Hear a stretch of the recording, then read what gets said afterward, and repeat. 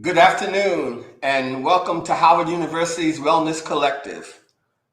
While we could have never imagined the magnitude of the COVID-19 pandemic and its impact across the globe, it is critical now more than ever that we lead the charge to care for ourselves, our students, our colleagues, and foster a culture of wellness. Today, we are excited to welcome our first guest expert, Dr. Sará Yafah King. She is a UCLA-trained political and learning scientist, neuroscientist, entrepreneur, public speaker, and yoga and meditation instructor. Dr. King specializes in researching and teaching about the relationship between mindfulness, community healing, and social justice. Today, she will present mindful tips for coping with impatience during COVID-19. Dr. King, we welcome you to Howard University.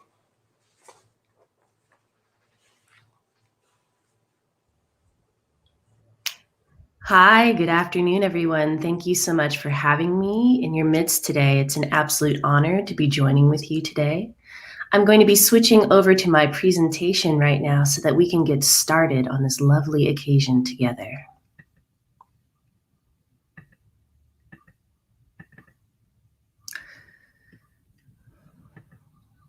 So again, I would love to thank everyone for joining with me here today in this first experience of the Wellness Collective, featuring experts in mindfulness, meditation, self-care, and spiritual care. And thank you so very much for that amazing introduction, Dean Richardson. Absolutely, without a doubt, we could never have anticipated just how long we would find ourselves in the current situation that we are in. I seem to recall sometime around my birthday, it was about March 6th, thinking to myself, oh, hey, they're telling us this situation is going to be over in about 2 weeks, maybe 4 tops. And here we are, 7 months in, really being tested in terms of our resilience, our resolve, our adaptability, and the ways in which we really do have to be truly creative in terms of how we are strategizing to meet with the moment in terms of truly taking care of ourselves, heart, mind, body, and spirit. And so with that in mind, today, I will be presenting to you about mindful tips for coping with impatience during COVID-19. Now, I wish I could see a show of hands, even though I can't see everybody who has gathered with us today, but I would be willing to bet almost anything that every single person who has joined on this call today has had some form of intense impatience arise inside of you during this pandemic, right? And it's deeply uncomfortable and can even be related to feelings associated with depression, anxiety, and suffering. And so today, it is truly my hope that first I can describe to you a little bit about what mindfulness is about for those of you who aren't familiar with it and have never heard it necessarily defined. Next, I'll be giving a handy set of tips that you can take with you after this presentation. And it's actually my hope that for those of you who are tuning in today, take just a moment in time right now, maybe just like a minute or two, and wherever you are, whether you are standing up, sitting down, or even lying down, move yourself into a position where you are going to be really comforted in terms of moving into, maybe this could be your first meditation practice. Maybe you're a seasoned mindfulness practitioner. The point being, after I give these tips, It's my hope that I can bring into the community an introductory mindfulness practice so that we can all experience a moment of profound healing and self-care with one another. A little bit about me before I dive in so that you all know what my background is and how it is that I came to study the relationship between mindfulness and social justice. I work as a social and behavioral neuroscientist and a medical anthropologist at the Oregon Center for Complementary and Alternative Medicine and Neurological Disorders at Oregon Health Science University in their Department of Neurology. I am also a Dharma teacher, and for those of you who ever may find yourselves in sunny California, where I am located, I have done most of my studies in terms of mindfulness and Buddhist studies at a beautiful place in Marin, California called Spirit Rock. Mindfulness is typically defined in the literature by one of its most favorite and famous authors, Jon Kabat-Zinn, who's oftentimes spoken of as being the grandfather of mindfulness in the West. He has two ways of defining mindfulness that I am particularly partial to. He says, mindfulness is commonly defined as the awareness that emerges by way of paying attention on purpose in the present moment and non-judgmentally to the unfolding of experience moment by moment. One of the things that I really want to call your attention to is this word non-judgmentally, right? Oftentimes when we're going throughout our daily lives, we may have a spirit of judgmentalness that is arising for us in terms of our ability to feel as though the ways in which we are spending our time is truly worthwhile, is truly purposeful or valid. And when we bring that energy of judgment, unnecessary judgment, all of the thoughts and behaviors and all the situations that we find ourselves in, this can actually become a very deep source of discomfort and can feed into a sense of impatience in terms of us maybe sometimes feeling like maybe we're not managing our time well enough. Maybe there can be a sense that time is just dragging on, right?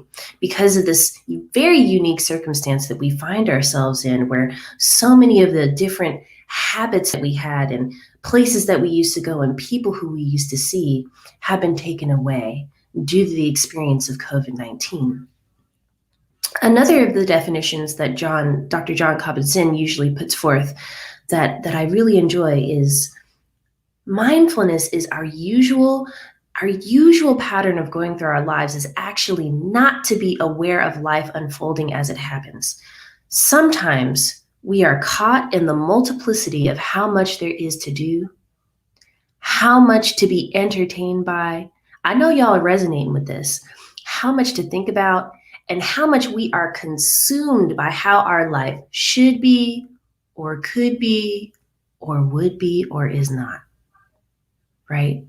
So mindfulness gives us the capacity to really pay attention in the current moment and notice when it is that our thoughts are constantly moving and shifting into the future.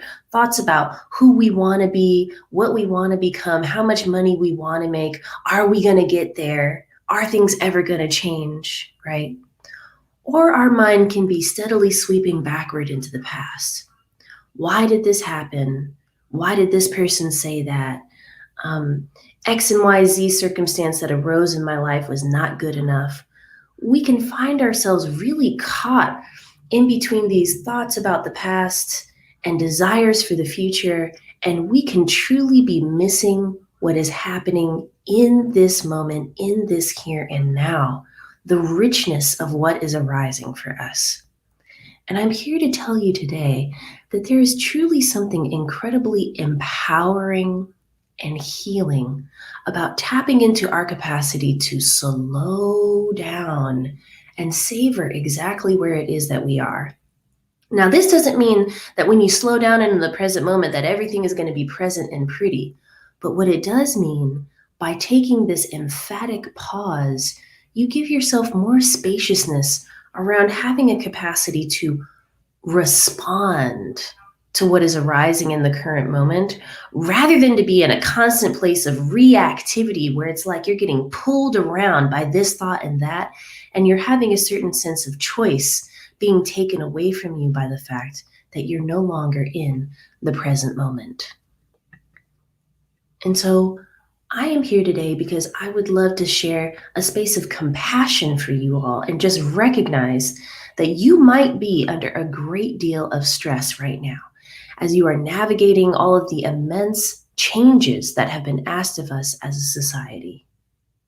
The loss of so much of what made life convenient, comfortable, or just plain workable to some degree. Millions of us are experiencing this extraordinary pressure and duress all across the planet.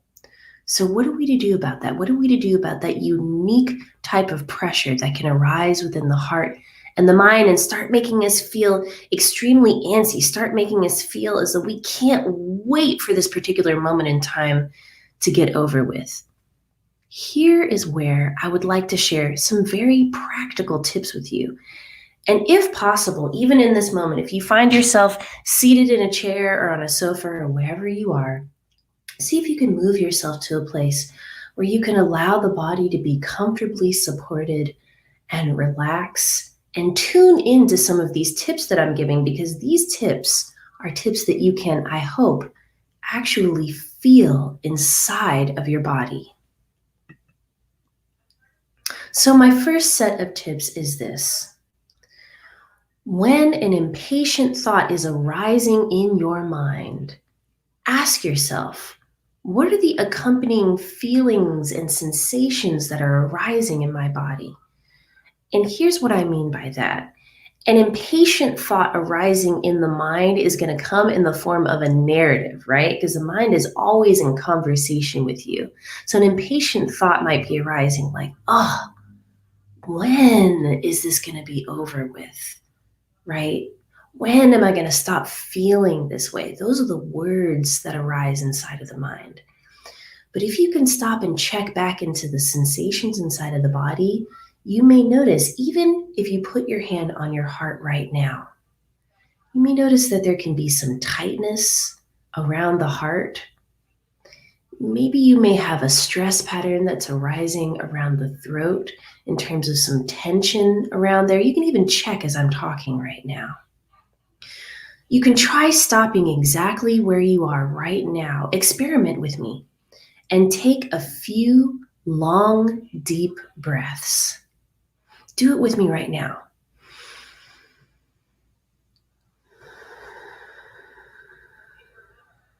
Even pausing to take a few deep breaths in between that email that you're going to send out, in between that presentation that you're getting ready to attend, before it is that you step outside of the door. Pausing to take a few deep breaths can be an amazing way of beginning to connect with the body and to ask yourself, what are the sensations that are arising, especially around my experience of impatience? You can use the mind to literally scan the body, traveling throughout every single part of your body, one section at a time, which we will experience together in the meditation that I lead shortly. And try to compassionately notice places of tension or tightness, right? Maybe one of your shoulders is slightly hiked up higher than the other, and you can notice that. Or maybe you have a particular pattern of carrying tension within the legs or even the feet. See if you can, while breathing slowly, allow these places to relax just a little bit.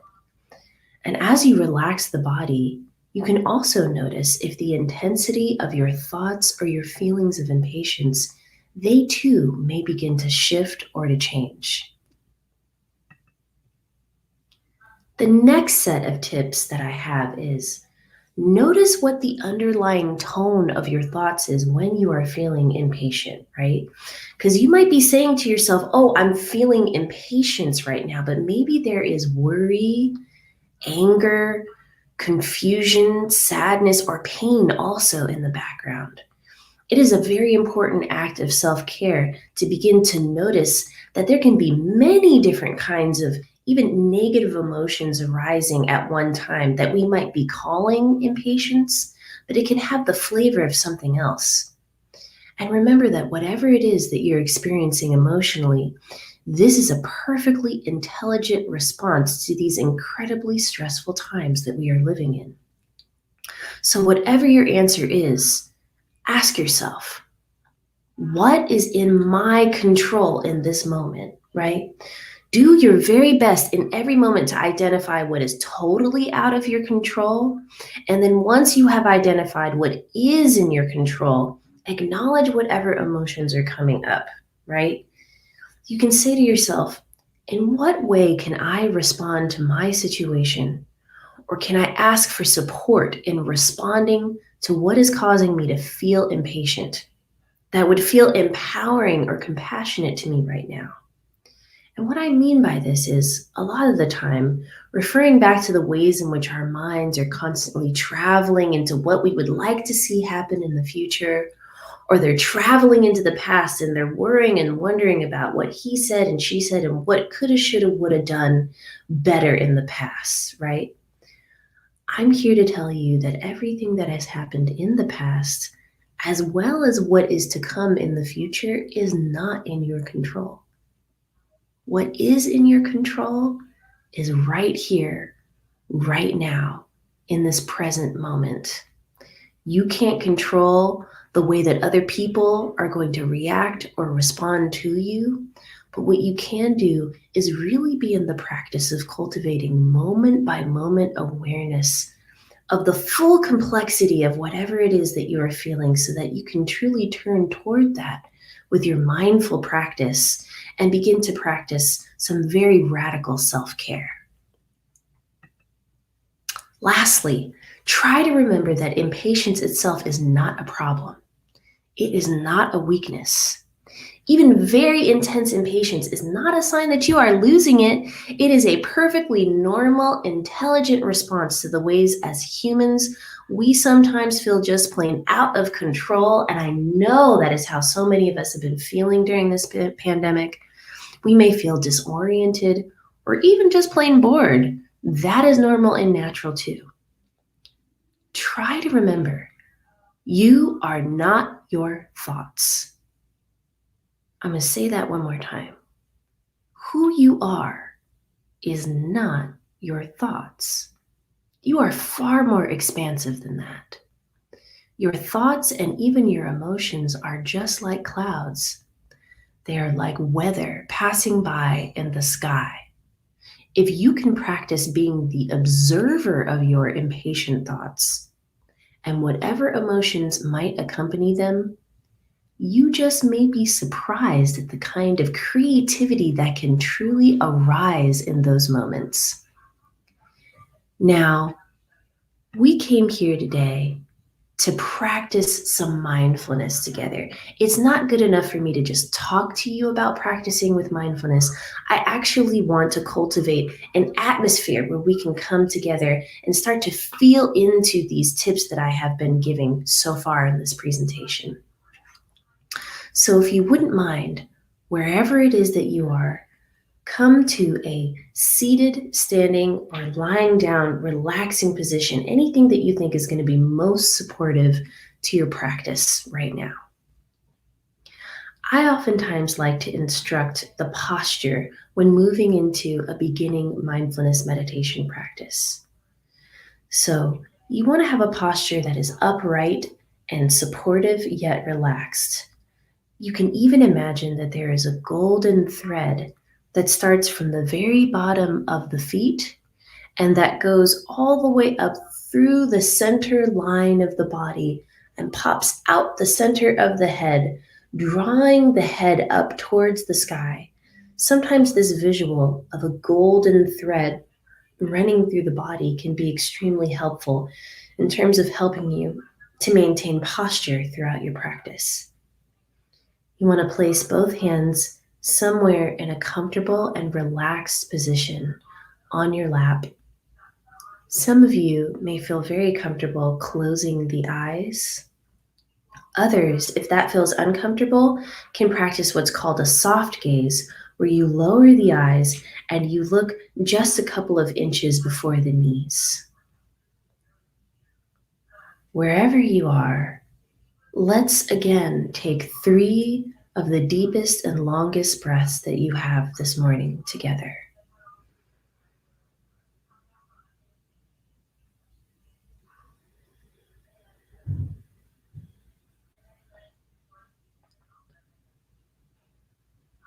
And as you take those deep breaths, notice if the body begins to relax and come to a place that feels a little bit more connected with the earth beneath you, simply by taking an upright posture and feeling into however the body is in this moment and taking a few deep breaths.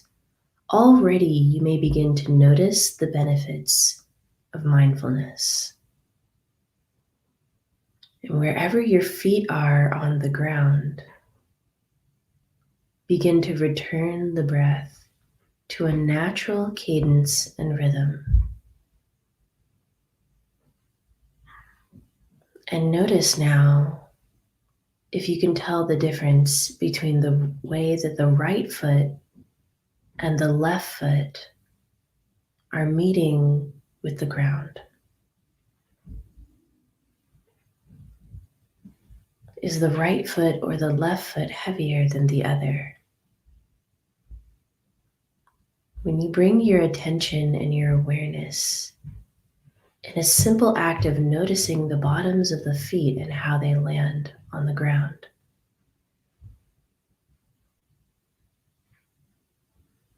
while at the same time continuing to bring your attention back to an awareness of the breath,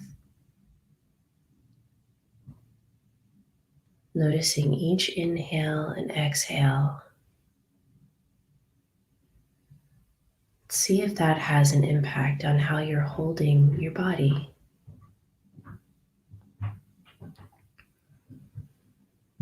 You may notice some ambient sounds around you, maybe coming from outside or even in the room where you are. And you can take those in with your mindfulness practice.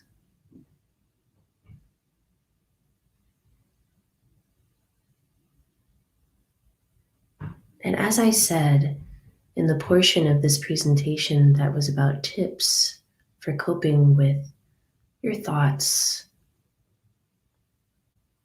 notice your thoughts much like they're clouds in the sky. The point here is not that you're going to stop thinking, but to simply let your thoughts go, just watching them go by. And if you notice that you get hooked onto any one particular thought, bring your attention back always to the breath. And see if you can practice letting that thought go.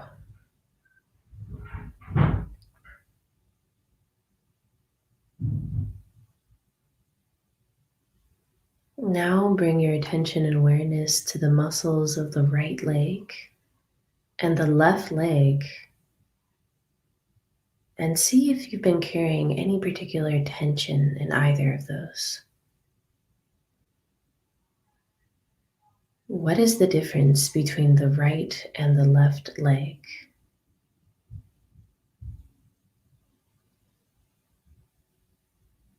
See if the muscles of the right or the left leg are tighter than the other. And wherever you notice tightness, see if you can offer up some relaxation there.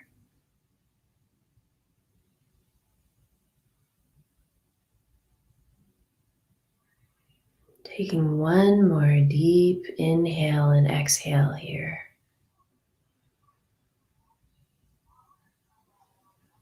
At the end of your exhale, bring your attention to the muscles of the belly and notice if you've been holding them tight toward the spine.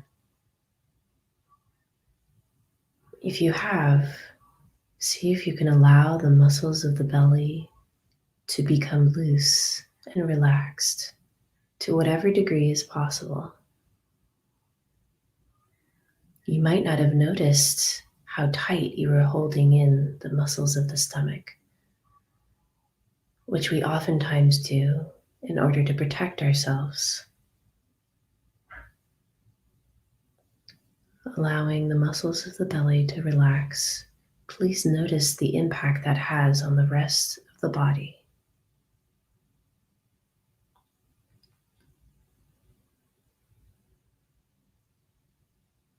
Bringing the breath back to a normal cadence and rhythm. Move your awareness up to the muscles of the chest. And then notice the muscles of the right shoulder and the left shoulder. Remembering that this is the body scan that I spoke about during those tips. Notice if the muscles of the right or the left shoulder are higher than one another. Maybe just by bringing attention to the shoulders, they may begin to relax and melt down either side of the spine.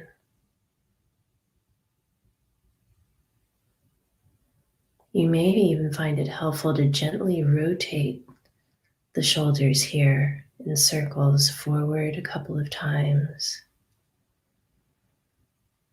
and backwards a couple of times.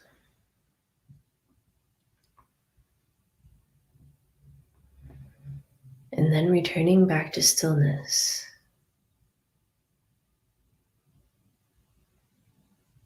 Seeing if that had any impact on the way that you carry tension or tightness in the shoulders.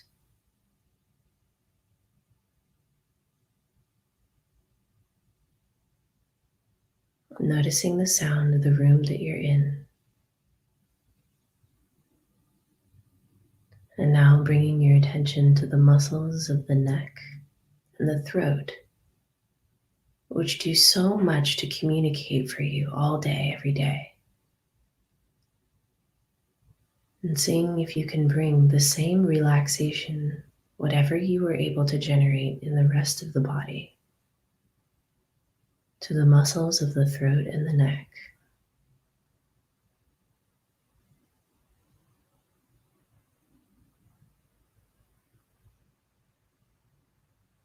Remembering to allow the feet to make contact with the earth beneath you in a supportive fashion. Remembering to allow the muscles of the belly to be loose and the shoulders to relax as much as possible.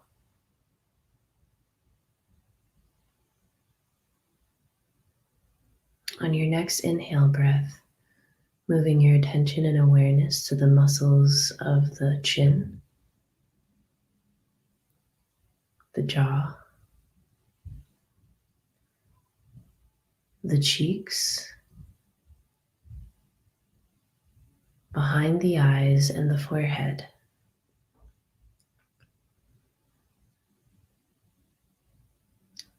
As you inhale and exhale here, noticing whatever emotions may be present for you in your body. There could be some impatience, excitement, even sleepiness. Whatever you notice is perfectly okay. See if you can take your experience in with an attitude of unconditional friendliness, compassion for yourself, as well as the world. And very lastly, if you could bring any particular color into your mind, a color that represents compassion, with your next inhale and exhale, see if you can breathe the color of compassion all the way from the very tips of your toes, flowing it over the front side of the body, up and over the top of the head, And then flowing that same color of compassion down the back of the head and the backs of the legs, down through the very bottoms of the feet. And see if you can take your body into your mind's eye, in your imagination, noticing the difference between the way that you're holding your body now and the way that you were holding your body when you first came into this practice. And whenever you are ready, begin to very slowly open up the eyes. And if it feels good, you can slowly begin to rotate the head and neck around the shoulders. And maybe do some more of those shoulder rolls that we did forward and backward together.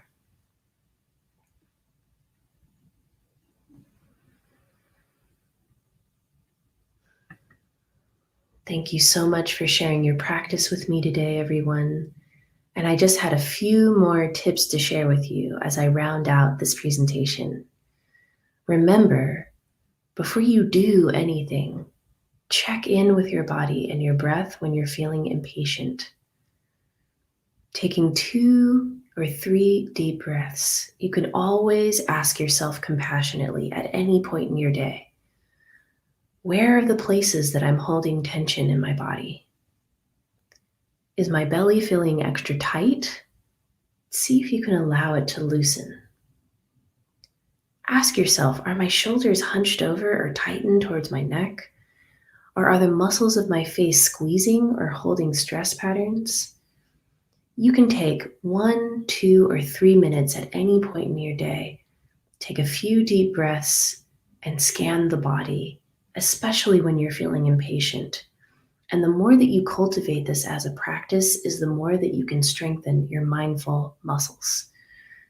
However your impatience might present itself to you, your body is ultimately telling you a very powerful story about what you need in order to feel whole.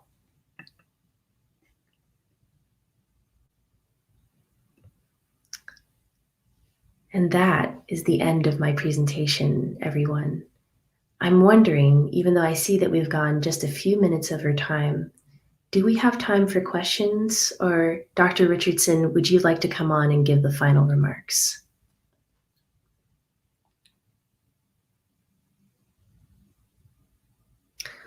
You're muted, Dr. Richardson. Thank you, Dr. King, for your insightful presentation. I know we have all benefited greatly from the tools you have shared with us. What a marvelous presentation. And thank you again to all who have joined us, and we will continue this series bi-weekly on November 9th with Dr. Tara Brock, an internationally known teacher of mindfulness, meditation, emotional healing, and spiritual awakening. And on November 23rd, we will welcome our own Dr. Ronald Hobson, a clinical psychologist and ordained minister in the United Church of Christ, who holds a joint appointment in the Howard University School of Divinity in the Department of Psychology. And he will present on managing anxiety. Thank you again, Dr. King. Thank you. We welcome you back. We hope you come back and join us soon. Take care, everyone. Thank you so much for having me, Dr. Richard, and to Howard University. Thank you all so very much. Thank you.